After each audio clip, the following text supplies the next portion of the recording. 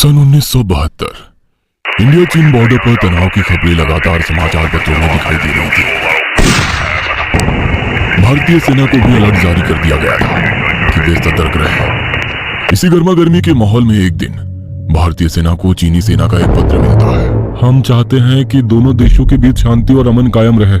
इसके लिए आप भी बॉर्डर के लिए बनाए गए नियमों का पालन करें, वरना परिणाम भुगतने के लिए तैयार रहे। हमें इस बात की पूरी जानकारी है कि आधी रात के बाद आपकी सेना का एक जवान घोड़े पर सवार होकर हमारी चीन बॉर्डर के रिस्ट्रिक्टेड एरिया में आकर गश्त लगा रहा है। ऐसा करना नियमों के खिलाफ है। आप अपनी गतिविधियां सीमित रखें। चीनी सेना का धमकी भरा पत्र पढ़कर भारतीय सेना के कमांडर के माथे पर पसीने की बूंदें दिखाई पड़ने लगी थी। चीनी सेना ने शिकायती पत्र भेजा है। उनका कहना है कि हमारी सेना का एक जवान आधी रात के बाद उनके बॉर्डर के पास जाकर गश्त लगा रहा है। पता करो ये कौन सा सिपाही है।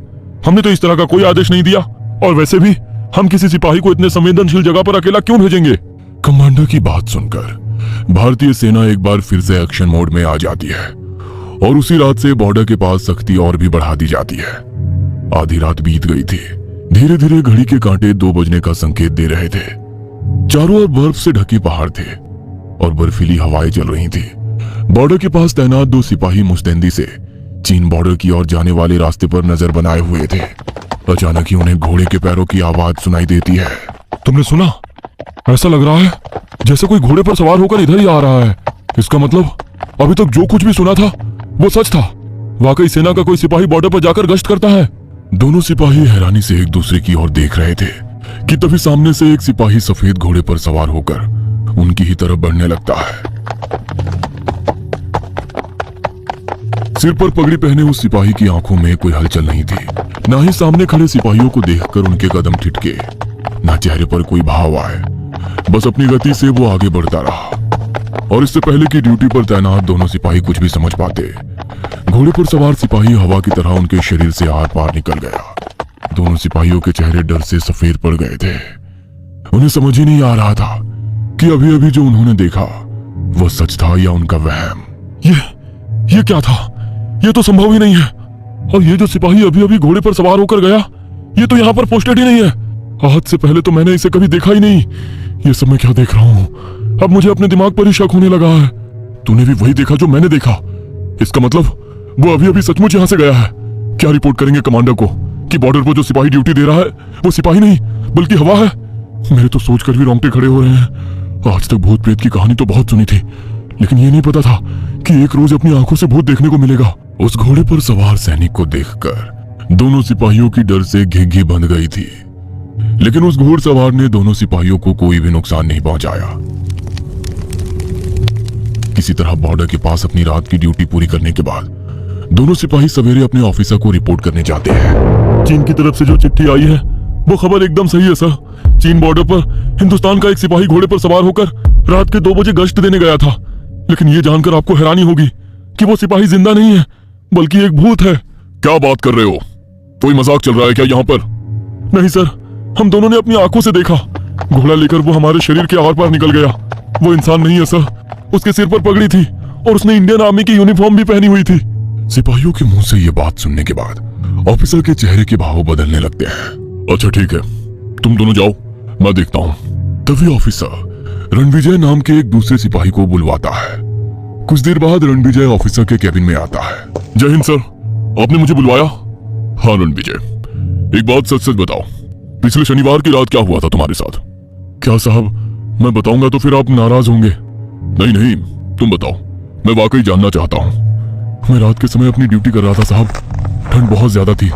कड़कड़ाती ठंड में मेरी हालत खराब हो रही थी कि तभी मेरे साथ वाले सिपाही ने थोड़ी सी आग जलाई। आग की गर्मी मिलने से मेरी हल्की सी आंख लग गई।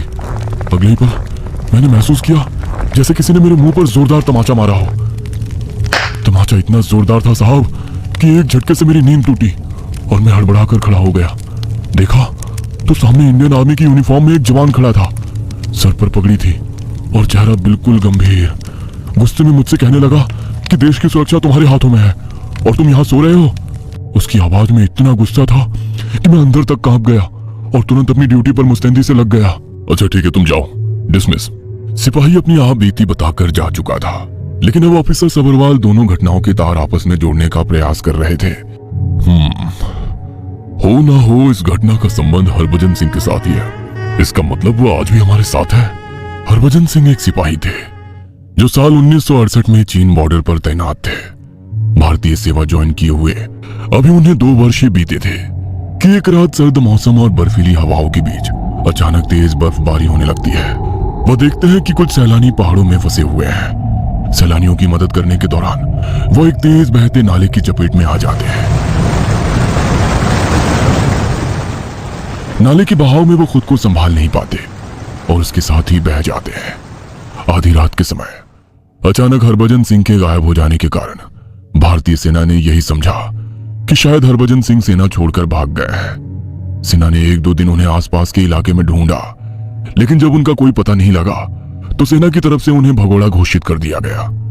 भगोड़ा घोषित करने के 3 दिन बाद ही एक रात अचानक ही उनके दोस्त को आधी रात में सपना आया। सपने में, मुझे भगोड़ा समझने की गलती मत करना, मैं तो उस रात सैलानियों की मदद करने के दौरान नाले में बह गया था। अगर यकीन ना हो तो नदी के मुहाने पर जाकर देखो, वहीं पर मेरी बॉडी और राइफल मिल जाएगी। इतना कहकर हरभजन सिंह अचानक गायब हो जाते हैं और उनके दोस्त का सपना टूट जाता है। यह तो एक सपना था, लेकिन मुझे ऐसा क्यों लग रहा है जैसे सचमुच अभी अभी हरभजन यही था, जैसे उसने वाकई में मुझे अपने होने का एहसास दिलाया हो। हरभजन सिंह के दोस्त का दिल अभी भी ये मानने को तैयार नहीं था कि वो भगोड़ा है, इसलिए सपने वाली बात वो अपने साथियों और ऑफिसर को बताता है। सपने की सच्चाई को परखने के लिए वो लोग एक सर्च ऑपरेशन चलाते हैं। उन सभी की हैरानी का कोई ठिकाना नहीं रहता जब उन्हें वाकई हरभजन सिंह की लाश और उनकी राइफल ठीक उसी स्थान पर मिलती है जहां पर उन्होंने सपने में आकर अपने दोस्त को बताया था। हरभजन सिंह के ऊपर लगा भगोड़ों का बदनुमा दाग अब धुल चुका था, बल्कि सेना में अब सभी उन्हें सम्मान की दृष्टि से देखने लगे थे। इसका मतलब हरभजन सिंह अभी भी अपनी ड्यूटी पर है और वही रात के समय बॉर्डर पर जाकर अपनी ड्यूटी देता है। सारी बातों के तार आपस में जुड़ते हुए नजर आ रहे थे, लेकिन फिर भी ऑफिसर सभरवाल के लिए इस बात पर यकीन करना बहुत कठिन था कि एक सैनिक जो कई साल पहले मर चुका है वो आज भी बॉर्डर पर अपनी ड्यूटी दे रहा है और अपने साथ साथ बाकी जवानों को भी ईमानदारी से ड्यूटी करने के लिए प्रेरित कर रहा है। बॉर्डर पर तनाव की खबरों के बीच एक दिन ऑफिसर सभरवाल रात के करीब 11 बजे अपने कमरे में सो रहे थे। अपने सैनिक बॉर्डर के उत्तर की ओर चेक पोस्ट पर बढ़ा दो। चीनी सेना 1-2 दिन में उस चेक पोस्ट को कंट्रोल करने के लिए हमला करेगी। उनके साथ 30 सिपाही होंगे। हमारी सेना के अभी वहां पर 5 जवान हैं। चीनी सेना भारी पड़ सकती है, समय रहते जवान भेज देना। इतना कहकर हरभजन सिंह अचानक से गायब हो जाते हैं और ऑफिसर सभरवाल की नींद भी टूट जाती है। क्या वाकई ये कोई मैसेज था या मैं हरभजन सिंह के बारे में ज्यादा सोच रहा हूँ, इसलिए मुझे ये सपना आया। पूरा दिन ऑफिसर सभरवाल अपने सपने को लेकर बेचैन रहे। आज तक हरभजन सिंह के बारे में जितनी भी बातें सुनी है वो सब सच्ची साबित हुई है। हो सकता है ये भी हरभजन सिंह की कोई मैसेज ही हो। ऐसे तनावपूर्ण माहौल में ऑफिसर सभरवाल कोई भी रिस्क नहीं लेना चाहते थे, इसीलिए वो 40 सैनिकों की एक टुकड़ी तुरंत अपनी चेक पोस्ट पर रवाना कर देते हैं। उसी रात 12:30 बजे उन्हें चेक पोस्ट से एक संदेश प्राप्त होता है। चीनी सेना एक टुकड़ी के साथ हमारी ओर बढ़ रही है सर, क्या ऑर्डर है? सैनिक की दूसरी ओर से आई आवाज सुनकर एक पल के लिए ऑफिसर सभरवाल बिल्कुल सन्न रह गए थे। उनका शरीर मानो सुन्न सा हो गया था। आप सभी लोग पोजीशन लो, मगर अपनी तरफ से पहले फायरिंग मत करना। हो सकता है आप लोगों को पोजीशन में देखकर चीनी सिपाही लौट जाए। अगर वो लौटना चाहे तो जाने देना, हम अभी युद्ध शुरू नहीं करना चाहते।